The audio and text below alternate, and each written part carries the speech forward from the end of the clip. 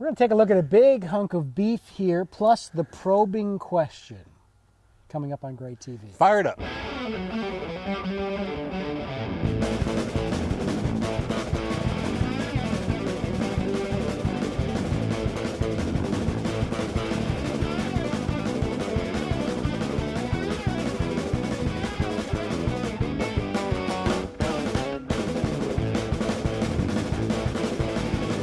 Pork chops on the grill. Pork chops looking good. Out here cooking pork chops. Great TV time, and the sun is shining. It's a nice day. Where are we? We are from the birthplace of American barbecue. That's right. Here in Mount Pleasant, South Carolina. And Jack Wayboy's here, 3-time South Carolina state champion. And can you say what your new thing is, your new project? We are in cahoots these days with a company called Garland Jack's Secret 6 barbecue sauce, and we are having a wonderful time. That's a new project that is only in Charleston, but I tell you what, when it comes national, it's going to be big, and we're proud to be part of it. And certainly, we are looking forward to bringing more of the Garland Jack Secret 6 barbecue sauce tips It's a nice little recipe of a sauce to the Charleston area. Oh, and we're drinking pig swig today. Well, let me help you. And by the way, Bill West here, barbecuetricks.com. Pig swig was something, actually, they delivered it to me at my real job. Pig Pen Pilsner. I was like, wow, what is this new microbrew? Looks like kind of fun. Pig swig. You've got the pigtail ale. I've got the pigtail ale. I'm red. You're blue. Pig Pen Pilsner. Good for the holidays, red, white, and blue. And it's actually, this is Piggly Wiggly's brand of beer. Piggly Wiggly, for all those of you who don't know about Piggly Wiggly, they are southeastern grocery conglomerate. Big in a lot of the movies that you see. Whenever Mama's going to the grocery store, she's going to the Piggly Wiggly, and we're proud to be able to say something about Piggly Wiggly. It's good. I like it. Brewed by, actually, I guess they got the crew out at Thomas Creek Brewery in Greenville. Take care of it. Whose birthday is it today? And happy birthday, by the way, to Oh, Jack. thank you. I've reached another milestone of age. I've turned 52. So believe it or not, I'm the old man. I'm the old man in this career. Everybody's younger than I am. So I guess that's why they look to me for sage advice. And the show is about a year old. Yeah. So we're going on our second year. Yeah. Congratulations. Time for us to step it up. And one way we can do that, share the show on Facebook. That's We'd right. love for you to do that.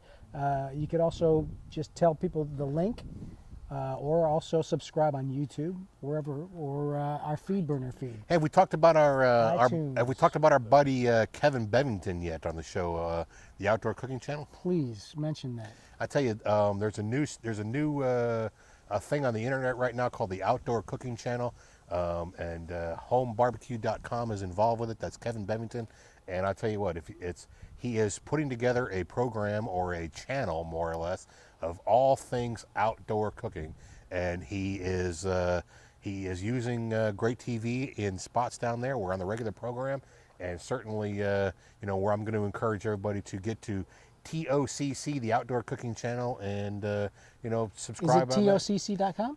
I'm not sure it's TOCC.com. I think it's called the Outdoor Cooking Channel. I think you got to spell it all the way out. We'll put a link to it on the Without bottom a of doubt. this episode today at greattv.com. Certainly, we want to thank Kevin for all the things he does for Great TV and everything that we're doing. And hey, I've even since I've gotten older, they've given me a rocker to sit in now, and I'm really happy to. There's an early episode we have where you just were rocking away. Bill has a sympathy rocker. Yeah, we got comments that Jack is rocking too much. That's because when we started this show, when you get in front of a camera with a bunch of people, it kind of gets a little nerve-wracking sometimes. But I've calmed down a little bit over the years, and over the year, and now I'm just feeling like I'm going to rock a little bit and take advantage. So with that in mind, let's get to the question, Bill. All right, our question comes from Brian. He says, hey guys, he actually sent a nice little picture of his grilling setup there, and his question is, I've used several remote probe thermometers in the past, and I'm currently using a Maverick ET73. ET73, good piece. But have had the same problem with all of them. I've always heard that you put the tip of the probe into the center of the thickest part of the meat, not touching the bone. I do this, but still have inconsistent temperature readings. As an extreme example, I have cooked a chicken in the past, used both probes, On the same chicken, both probes were right around 168 when I removed the chicken off the grill. Yet when I cut into the chicken, it was way underdone. I have verified my probes with boiling water. They're working. Yep. Can we have a discussion about thermometer placement or something that would address this issue? The issue is has a lot of different variables in it. Chicken to 165 these days is a good temperature, but they are just filling chicken up these days with all kinds of enhanced products. And I'm not too sure, as I cook my chicken these days, I don't cook it to 165 in the breast anymore. I'm cooking it to 175, 180. And where the temperature probe actually needs to go is right down in the joint of the leg and thigh. And that's where you're going to get, that's where the coldest part of the chicken actually is, and it's the densest part of the chicken. Really? Yeah, and we've shown thermometer placement before, Bill, in a past show where we actually stuck that temperature probe right down into the joint, right down there where the leg and thigh come together, where the bend is, and that seems to be the longest part. That is the part that you have to cook the longest to get it to the temperature. So when we always say don't put it up against the bone, in this case, you're going right in the middle of that joint there? Right. Well, we're getting right in there. We're getting right kind of in that thick part of the thigh, right up next to that joint. We're not in the joint, but we're in that thick part of the thigh, right up next to that joint, because that seems to be where the So like that, or like in the chicken leg, you're going to get right down in here, down next to that elbow, right kind of down in there, and that is where I have found to be the best. Now, I got to tell you, an ET73 can give you I don't want to call it an errant reading, but as things move along and as you're going through the cook, the ET73 is giving you the cook of that particular point of the chicken. I mean, it really is. I mean, that is the temperature at that spot. But the rest of the chicken could be doing something different. And the rest of the meat could be doing something different. Even as far as, going through a Boston butt or into a brisket or into those kind of things, where the temperature probe is where that temperature, that's what you're getting right there at that spot. But when you move it around a little bit, when you take your temperature probe out and put it in another spot, well, you may be getting something of a different temperature. And the heat is running up the thermometer probe. There's a whole lot of different variables that are going on in there. I suggest that you always carry or always have an independent probe of some kind with you, be it a regular dial thermometer, or be it of course the number one temperature probe out there is always a Thermopen. Thermopen is in fact, I used that at Daniel Island, and I got some weird readings too. So it's not off the Thermopen. Yeah, but the Thermopen will give you all the temperatures aren't going to match up, and what I guess the point I'm trying to make is the temperature of where it is at that point in time, where that particular temperature probe is sitting, may not be the temperature of the entire mass of the meat. So to say that your temperature gauge went to, you went to 165 where the temperature probe was, that's true at that particular spot, but it may be different in another spot of the chicken, or maybe different in another spot of the Boston butt. So I always use a Thermopen, and I get it into that, especially with chicken, get it into that joint down there, down in where the leg quarter is, and it's the same way with a turkey. Get it down in there, and if you really, really, really want to do well, rotate your meat around a little bit in the cooker itself. I have been known more times than not to cook a chicken breast side down and get that leg up in the air a little bit, so that as the heat rolls around inside the cooker, it'll take care of, it'll be more concentrated on getting that part of that top part of the chicken done. And when the legs are up in the when the back is up in the chicken, the breast is down, then you're going to be able to get that heat rolling around there, and it's going to cook that. So maybe I cook it, if I'm going to cook the chicken for an hour, I'll cook it halfway this way, flip it over, cook it halfway the other way, and let those juices just run clear and get them as clear as they can. But I got to tell you, you won't go wrong, especially with chicken, cooking chicken to 175, 180 degrees, and then you're sure it's still good to go. Yeah, especially with these big chickens now, man. I tell you what, in the old days, Bill, to find a 4-pound fryer was not a big deal. You could go to the grocery store, find a 3-4 pound fryer, and you were ready to go, put it on a grill and going on. But these days, man, they are just pumping chicken full of all kinds of enhancements and trying to get the juiciness in there. We've talked about this before. It'll say on the label, it'll say enhanced. Enhanced. But man, they're running chicken up right now to, when you're buying chicken out of the grocery store, this is running 5.5, 6 pounds for a chicken. And in the old days, Mom wouldn't buy a 6-pound chicken. She just wouldn't do it. That was just too big. That turned into what they used to call in the old days a boiling hen or a fryer hen, or in the old days they called it, that's what they called it. But nowadays a 5-pound chicken is certainly not unusual because of all the things they're enhancing with and the growth hormones that they're giving the chickens. So if you can find a non-enhanced chicken, about a 4-pound fryer at 250 degrees, it'll take about an hour and a half or 2 hours to cook, and you'll be good to go. Make sure that your chicken is done, your poultry is cooked to a good, solid, healthy temperature, but make sure that you have a independent dial thermometer to make that happen. All right. That's my recommendation. It's always good to get a couple different reads on it. Yeah. All right, let's get to our great plate today. We love for people to send us pictures of your plates that you've done or your grill cooking. This beef here from a fellow named Randy Udy. You know Randy? I do know Randy. Randy's a Southern Barbecue Network judge. He's a great cook, and he cooked a whole shoulder, I believe is what he said. 6.9 pounds of beef shoulder, studded. You can see the little slits in there, studded with a head of garlic, and going on the Weber Smoky Mountain early in the morning. That's awesome. And I imagine they were probably making pulled beef sandwiches out of that. And I tell you what, you can't do better than a pork shoulder, than a pork shoulder or a beef shoulder roast, because that's where it's same as a Boston butt. That's where the fat is. It's where you're going to get the good development. And man, they cook that thing low and slow and they let it happen. How can that be bad? How could it be bad? Looks really good. I'm looking forward to it. All right, I'm going to grab some of these pork chops. Pork chops? Why don't you show me our secret ingredient today? We're actually cooking on the show today, believe it or not. A cooking show, a food show about cooking. How could that be bad? I'll pull off some pork chops. Pork chop time. Oh, no? Well, we're going to talk about the that's gadget it? today, Bill. Okay. Let's see the gadget. The gadget today is, since we're in the knife and sharpening and all that vein, I brought my bone saw with me today. Now I got to tell you, this is something that I pulled out of the depths of my mother's kitchen, and I would imagine it probably came as a set. It has a bone handle on it, and it's a small saw. They didn't do a lot of heavy butchering at the house, but this would be good for taking care of pork chops or taking care of maybe the ham. When they had the whole ham, you need to cut that bone up a little bit and kind of chunk it up, and that's what that would be good for. This is not a hacksaw. It's not a hacksaw. It is a bone saw, although the blade is very similar to a hacksaw blade, but it's a little coarser than a hacksaw blade. And the interesting thing about a bone saw, Bill, if you look at the teeth of the saw, they go both ways. As they're coming down the bone, they point out opposite directions, and that is because a bone saw can be used both on the front and on the back pull.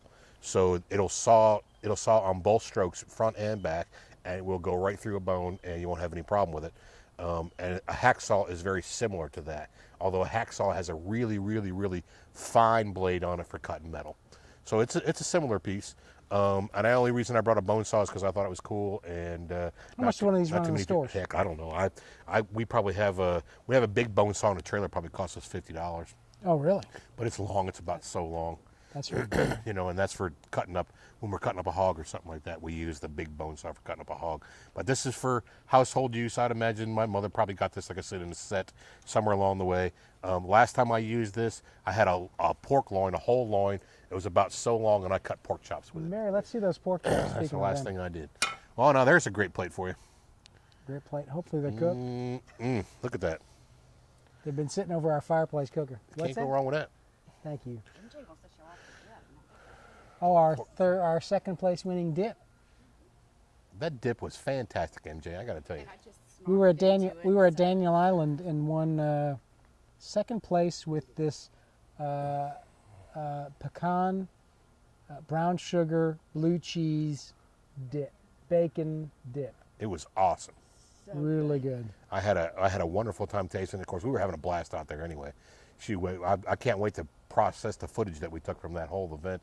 And us a Frito or two. Oh yeah, a scoop. MJ definitely hooked And us here our up. tip with this is part of an anything but, which they do a lot at cook-offs. And our tip, which I think we got from you, is have enough for everybody, right? Yep. Make sure you have enough for people to vote often. And that worked. Ants. The secret behind an anything but contest is to have enough for everybody. And you can either invite all your friends, so that most of the anything but's a popularity contest. Of course, we know that. We've discussed that. So you either need to have enough that you can outlast everybody, so you get the votes because nobody else has any food to sell, and you'll naturally get the vote, or invite 200 of your closest friends to come to the contest and vote for you. And if you is it usually serving like? Most of the time, it was like was the other night. It's usually service. There are a few contests. A lot of the KCBS contests aren't quite that way. It's actually turned in and decided by judges. And when that happens, that's when you really get your game out and make something really special, like coconut shrimp or some tenderloin dish where you only have to make it for 6 or 8 judges. It could be something more expensive. It could be something more expensive, and it can show more culinary talent. But in the one we were in the other day, Bill, that was all about people coming by and having enough food for everybody to try.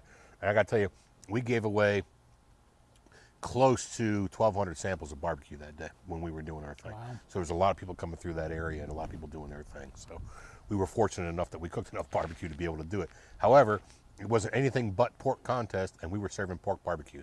So, and we were doing that on purpose.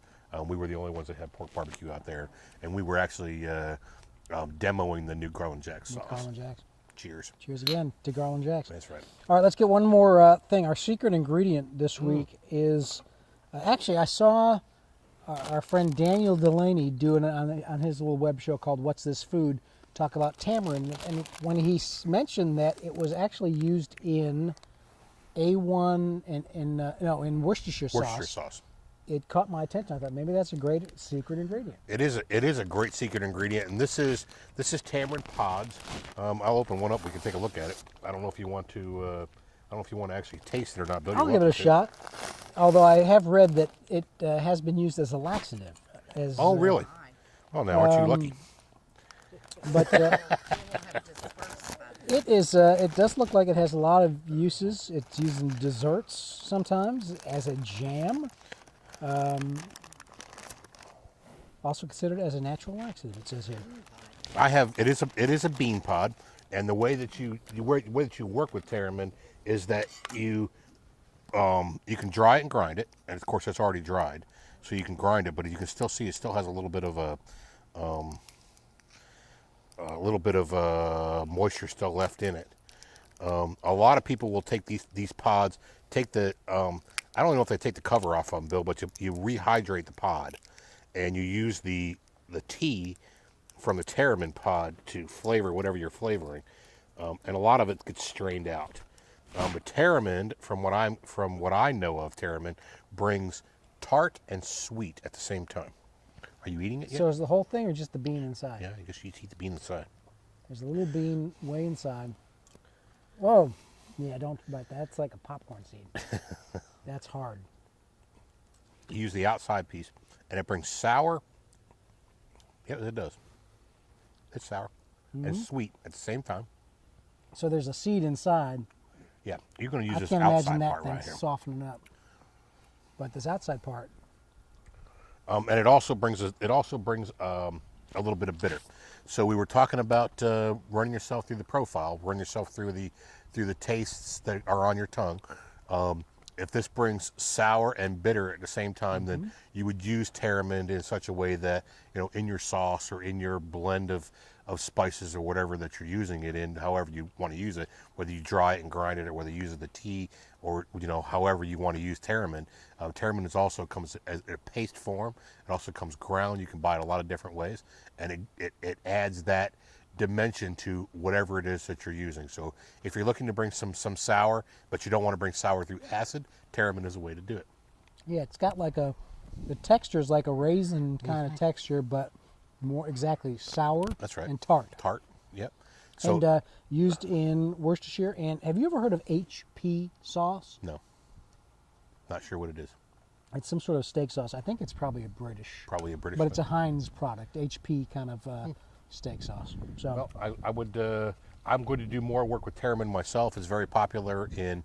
I buy it in. In fact, I bought this batch at a Mexican grocery store. So I think it's kind of cool to bring something. If you want to bring something different, if you want to bring something different to the table, and like I said, if you want to bring sour without bringing acid, that would certainly be a way to do it. So I think we're going to hook up with a little bit of tamarind and play with it a little while. I'm done. Whoa, Time to wrap it up. You cooked it, bud. We'll be back next week, but until then, zip us your Great Plate photos at greattv.com. Friend us on Facebook and if you're already a friend on Facebook, send it to somebody else to friend us and make a little comment on iTunes. We love to get that. Hey, yeah, make sure you get to carolinapitmasters.com and check that whole thing out. We're going to come up with a new program relatively soon to get that all going.